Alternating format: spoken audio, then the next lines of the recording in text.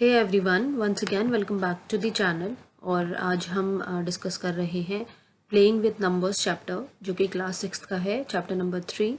And आज जो हम डिस्कस करेंगे वो हम डिस्कस करेंगे next exercise. I think 3.5 exercise को हम डिस्कस कर रहे हैं।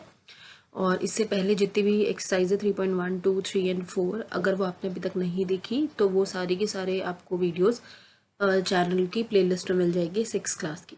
तो वहाँ से आप सारे के सारे वीडियोस चेकआउट कर सकते हैं। सो आज हम ये एक्सरसाइज स्टार्ट कर रहे हैं। तो हम जो है इस वीडियो में डिस्कस करेंगे क्वेश्चन नंबर 1, जो कि एक ट्रू फॉल्स की फॉर्म में है। सो चलिए देख लेते हैं। Which of the following statements are true. आपको बताना है कि इन सारी स्टेटमेंट में से कौन कौन से स्टेटमेंट ट्रू हैं। तो इसका एक तरीका यह है कि या तो ट्रू फॉल्स करके कर लीजिए, या फिर सिर्फ आप ट्रू ट्रू जो भी स्टेटमेंट्स आप वो आंसर दे दीजिए। So it's totally up to you. So सबसे पहला जो है वो है if a number is divisible by 3 it must be divisible by 9। यानी कि अगर कोई भी नंबर 3 से डिविजिबल है, 3 से डिवाइड हो रहा है, तो इसका मतलब वो 9 से भी पक्का डिवाइड होगा ही। इज़ इट ट्रू और false? So this is false. ऐसा नहीं है कि अगर कोई नंबर 3 से डिवाइड हो रहा है तो वो 9 से भी डिवाइड होगा। हेयर इज़ द एग्जाम्पल कि 12 जो है वो 3 से डिविजिबल है, बट वो 9 से डिविजिबल नहीं है। इसके अलावा ऐसे और भी बहुत सारे एग्जाम्पल्स हैं। ऐसा नहीं कि सिर्फ 12 ही ऐसा एग्जाम्पल है, बहुत सारे ऐसे एग्जाम्पल है। सो इट मीन्स कि this statement is false.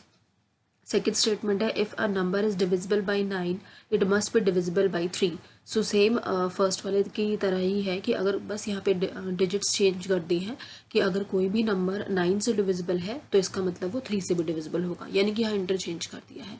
So yes, this is true. ऊपर वाला फॉल्स था, बट ये ट्रू है कि अगर कोई भी 9 से डिवाइड अगर होगा तो 3 से पक्का डिवाइड होगा वो। क्योंकि अब उसका रीज़न ये है क्योंकि 9 के जो फैक्टर्स होते हैं वो होता है 3 इंटू 3, तो डेफिनेटली उसके अंदर 3 तो आ रहा ही है। तो इसीलिए कोई भी नंबर अगर 9 से डिविजिबल है तो वो 3 से डिविजिबल भी होगा। थर्ड है अ number is divisible by 18 if it is divisible by both 3 and 6। यानी कि अगर कोई भी नंबर 3 और 6 से डिविजिबल है, डिवाइड हो रहा है, 3 और 6 दोनों से डिवाइड हो रहा है, तो वो 18 से भी डिवाइड होगा। So this is again false statement है, क्योंकि 24 मैंने यहाँ पे एग्जाम्पल लिया है, वो 3 और 6 दोनों से डिवाइड होता है, लेकिन 18 से डिवाइड नहीं होता। 18 के टेबल में 24 नहीं आता, तो यानी कि ये फॉल्स है। डी क्या है? If a number is divisible by 9 and 10 both then it must be divisible by 90। अगर कोई भी नंबर 9 और 10 दोनों से डिवाइड हो रहा है तो वो 90 से भी डिवाइड होगा। Yes, this is true. मतलब आप ये देख सकते हैं कि फैक्टर्स निकाल के देख लीजिए, अगर उसके फैक्टर में वो चीज़ें आ रही हैं तो इसका मतलब वो होगा। जैसे ये वाला था सेकंड वाला केस जहाँ पे 9 था, तो 9 के फैक्टर में 3 और 3 आ रहा था, और इसने हमसे यही पूछा था कि 3 से डिवाइड होगा, तो इसलिए येस था। सिमिलरली अब यहाँ पे 9 और 10 वाला केस जो है, अब 90 का फैक्टर अगर आप निकालेंगे 9 और 10 है, ठीक है, और 9 और 10 से बोथ हो रहा है, तो डेफिनेटली वो 90 से भी डिविजिबल होगा। ओके, ई पे चलते हैं। इफ़ टू नंबर्स आर को primes at least one of them must be prime. अगर कोई भी दो नंबर्स को प्राइम है तो इसका मतलब उनमें से एक तो पक्का प्राइम होगा ही, ठीक है।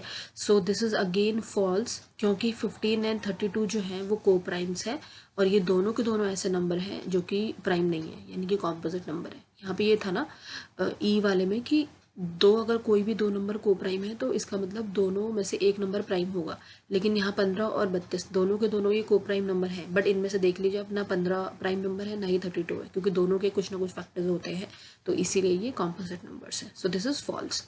एफ पे चलते हैं।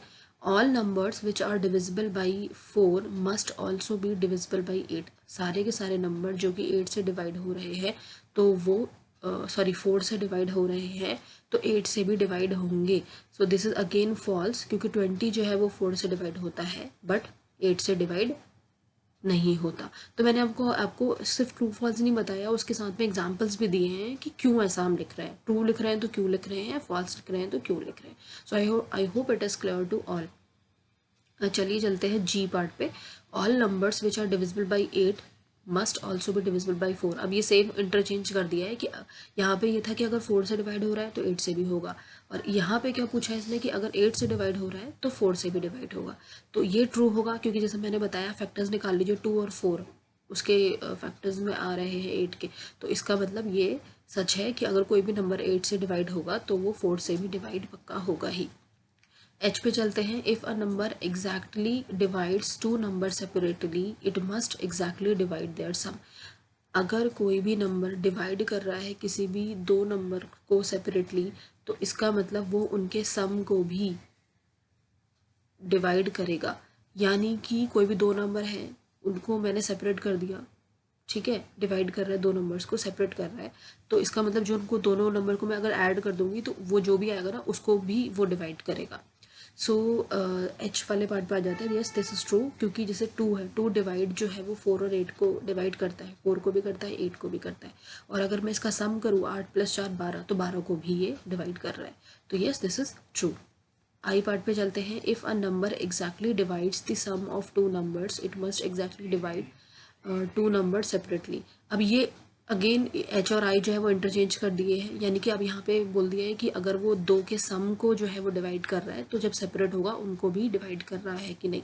सो दिस इज़ फॉल्स, क्योंकि 2 जो है वो देखिए 12 को डिवाइड कर रहा है, ठीक है, लेकिन जब मैं इसको सेपरेट करूँगी 7 और 5 करूँगी तो ये डिवाइड नहीं कर रहा। मतलब ये हर केस में पॉसिबल नहीं है। जैसे इस वाले केस में तो 4 और 8 वाले केस में तो था, बट जैसे ही मैंने सेपरेट वाली बात करी, ठीक है, तो इस वाले केस में ये नहीं काम कर रहा था, तो फॉल्स। तो अगर कोई एक भी ऐसा एग्जांपल मिल जाता है हमें जो फुलफिल ना कर रहा हो तो पूरी की पूरी स्टेटमेंट रॉन्ग हो जाएगी, तो हम उसको एज अ यूनिवर्सल ट्रुथ नहीं मान सकते।